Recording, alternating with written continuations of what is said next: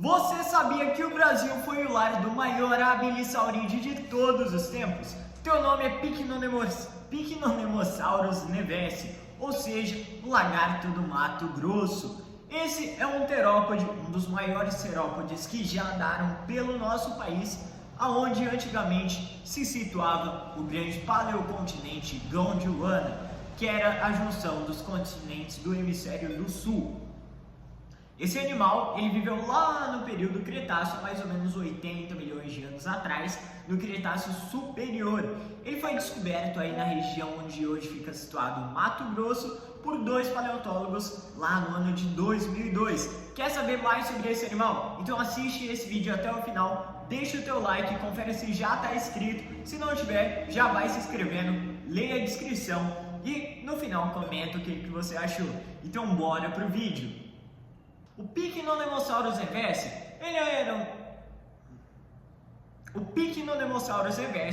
era um dinossauro terópode da ordem Saurística, que é a ordem que vai compreender os grandes sauropodomorfos e os grandes terópodes, como é o caso aí de Tiranossauro, Carcharodontosaurus, que são mais aparentados aos Abelisauridae do que o ramo do Tiranossauro. Mas isso nós vamos explorar um pouquinho mais pra frente ainda nesse vídeo, sobre as relações aí de parentesco entre ele e outros grandes terópodes. Esse animal ele foi descoberto lá no ano de 2002 pelos paleontólogos Kellner. Vou até ver aqui, porque se eu não me engano eu até falei o nome do paleontólogo errado, e nome de paleontólogo a gente não erra. O nome dos paleontólogos que ficaram encarregados de descrever essa espécie magnífica foi o paleontólogo Alexander Kellner e Diógenes Campos. A etimologia da palavra é Pycnonemosauro. De onde é que veio isso? Pycnonemo significa mata densa ou mato grosso, por exemplo, uma analogia ao local onde ele foi encontrado, e sauros é a terminologia destinada aí para lagarto. Então seria algo como, por exemplo, lagarto do Mato Grosso ou então lagarto da Mata Densa. Esse animal ele é incrivelmente um achado paleontológico muito importante para a paleontologia nacional e internacional de todo modo.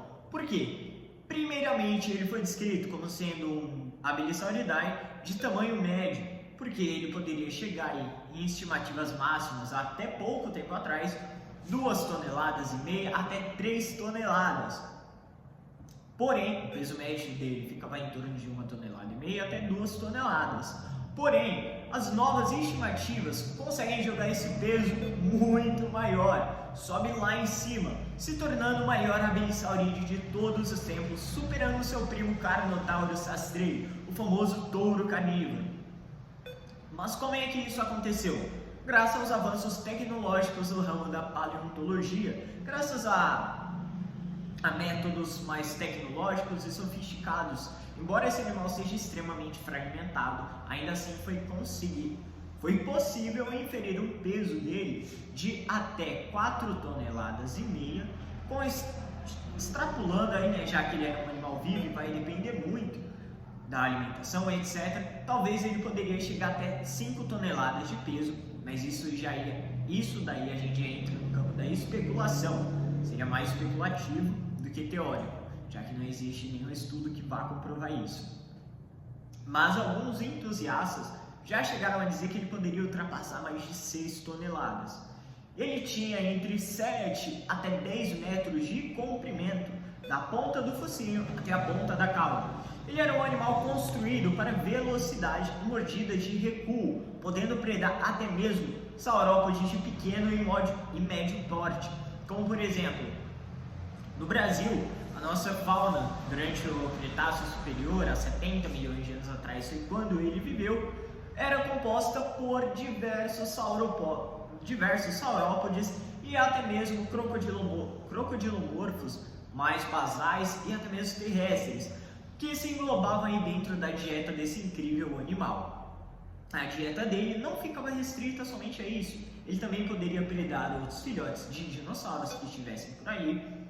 Mas um ponto curioso que vamos levar aqui em consideração, já vou colocar até aqui do lado para vocês verem como é o crânio do Carnotaurus astreio, que felizmente nós conhecemos o crânio dele, mas infelizmente o Pycnonemosaurus reverse nós ainda não temos evidências de como poderia ser o seu crânio em vida. Se ele poderia ter algum chifrinho semelhante ao Carnotauro, se ele teria alguma camada rugosa por cima do teto craniano, se ele viria a ter osteodermas, algum tipo de estrutura queratinosa em cima do teto craniano dele, semelhante ao Carnotauro, e ao seu parente mais distante ainda, o Tyrannosaurus Rex, que ele tinha pequenos ossinhos, pequenos 6 ossos em volta do rosto, que dava uma cara de que ele usava uma máscara, algo mais diferente aí, né? Mas até o momento, onde a gente se sabe, somente Carnotaurus astreio do grupo possuía chifres no teto do crânio. Também Majungasaurídeos são parentes bem próximos deles e tinham um único chifrinho na testa, parecendo um unicórnio, mas era um chifre bem pequeno mesmo. Se o Pycnonemosaurus tivesse, poderia ser um chifre pequeno, uma estrutura rugosa, algo queratinoso, ou pequenas osteodermas e ossículos que dessem uma aparência mais bacana. Outra coisa que eu vou estar colocando aqui do lado também é até focar nos pequenos bracinhos dele, que parecia algo disfuncional, que não ia ter função nenhuma. Mas, como foi apresentado no documentário Prehistoric Planet da Apple TV, talvez os abelissaurídeos poderiam usar os bracinhos deles para display sexual. O que seria isso? Além de tudo, o bracinho deles serem inúteis, o bracinho dele poderia ter ali diversos sulcos, diversos ligamentos sanguíneos para passar ali muito sangue, etc. Mas isso também iria ajudar o braço a ter uma coloração mais vibrante. Então ele poderia ter uma coloração, vamos extrapolar aqui, um azul, um vermelho no braço, e iria ficar chamando a atenção das fêmeas como display sexual, ritual de acasalamento.